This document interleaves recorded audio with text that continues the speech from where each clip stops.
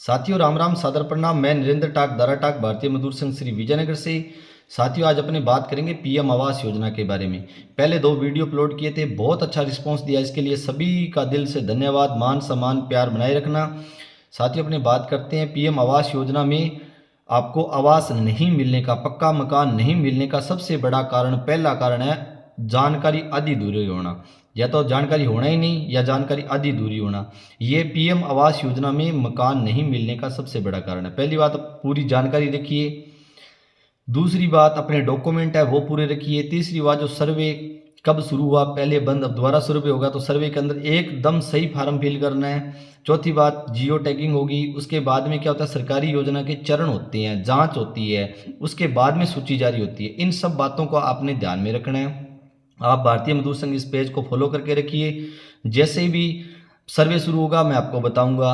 उसके बाद में सर्वे जो सूची जारी होगी तब भी मैं आपको बताऊंगा। सूची में किन किन लोगों के नाम आए हैं, कौन पात्र है, कौन है पात्र है, इन लोगों के बारे, इन सब चीज़ों के बारे में भी आपको बताऊंगा।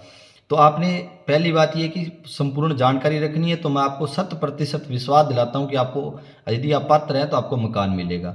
अब बहुत से साथियों का कहना है कि हमारा तो सेक्रेटरी नाम काट देता है जी, सरपंच नाम काट देता है जी, हमारे से तो पैसे मांगते हैं। ऐसा कुछ नहीं होता, ये सब बिना जानकारी और अफवाह की बातें होती है। पात्र लोगों को मकान मिलना और जानकारी रखना ये गरीब लोगों का अधिकार है और आपको 100% मकान मिलेगा यदि आप दस्तावेज पूरे रखते हैं, सर्वे आप सही करते हैं, सूची में आपका नाम आता है। और उसके बाद में भी यदि आपको मकान नहीं मिलेगा तो भारतीय मजदूर संघ श्री विजयनगर का ये पेज चल रहा है, आप इस पे अपना कमेंट जरूर कीजिएगा। मैं आपको जितनी हो सकी मेरी तरफ से सपोर्ट करूंगा। अब ये बात होगी पूरा। अब अपने बात करते हैं कि बहुत से ऐसे परिवार हैं जो क्या होते हैं कि मकान, मतलब कि सब कुछ सही होने के बाद भी उनको मकान नहीं मिलता। तो मेरा सभी से निवेदन रहेगा कि आप किसी भी संघ से जुड़ के रहिए। भारतीय मजदूर संघ आजकल भारतीय मजदूर संघ भारत का सबसे बड़ा ट्रेड यूनियन है जो गरीबों की, पिछड़े लोगों की आवाज़ उठाता है। आप राजस्थान के किसी भी ज़िले से हैं, राजस्थान के किसी गांव से, तहसील से, ज़िले से हैं, भले आप यूपी से हैं, भले आप हरियाणा से हैं, भारत के अंदर सब जगह भारतीय मजदूर संघ की यूनियन बनी हुई है। तो आप भारतीय मजदूर संघ में जुड़िए।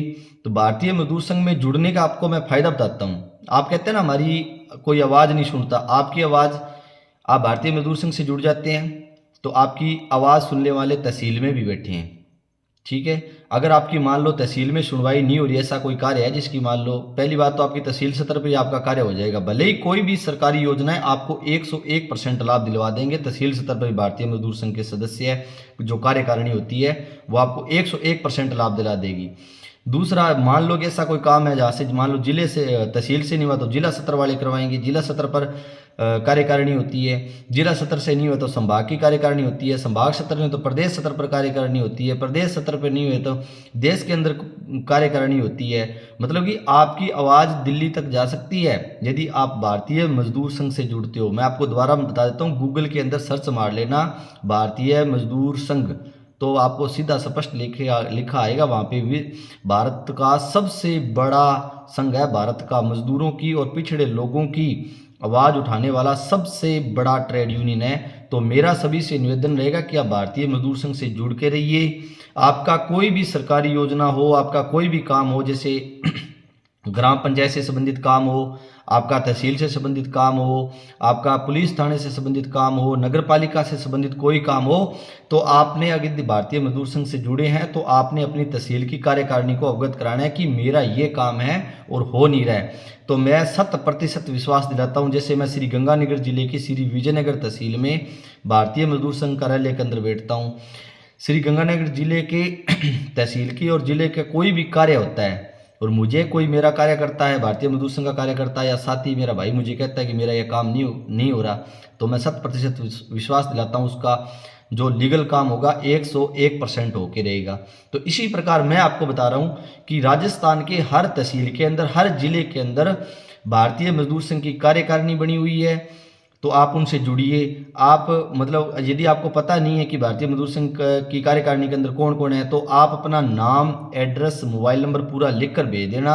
मतलब भेज देना, जिस भी ज़िले से हैं, जिस भी राज्य से हैं, जिस भी तहसील से है, तो मैं वहाँ के आपको कार्यकारिणी के नंबर दे दूंगा, आप उनसे संपर्क करिएगा।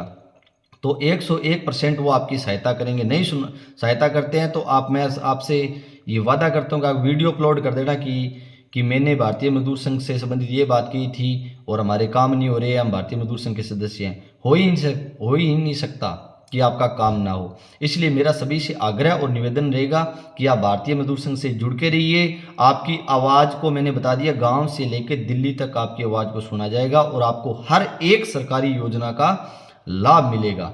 लाभ तभी मिलता है जब आप किसी संगठन से जुड़े होते हैं। संगठन से जुड़ने का मतलब ये होता है कि आप जैसे भारतीय मजदूर संघ श्री विजयनगर के संगठन से जुड़ते हैं, तो आज इस भारतीय मजदूर संघ के श्री गंगानगर के अंदर 40 से 50 हज़ार लोगों की टीम है। श्री गंगानगर जिले के अंदर 40 से 50 हज़ार लोगों की टीम है भारतीय मजदूर संघ की।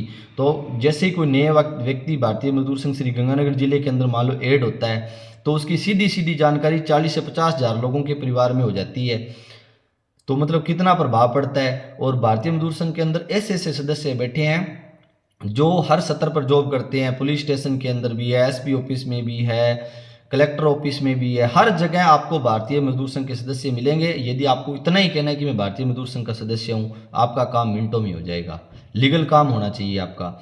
और अब मैंने आपको पूर्णतः रूप से बता दिया है कि आवास नहीं मिलने का सबसे बड़ा कारण क्या होता है कि जानकारी अधूरी होना, डॉक्यूमेंट पूरे न होना, खाते की डीबीटी आधार से नहीं होना। ये कुछ छोटी छोटी प्रोसेस होती है। कोई भी यदि आपसे रिश्वत मांगता है तो भारतीय मजदूर संघ से जुड़िए, उनकी कार्यपालिका का जो कार्यकारिणी होती है उनको बताइए कि मेरा ये काम है और ये काम हो नहीं रहा है और लीगल काम है, तो आपका 101% काम होगा।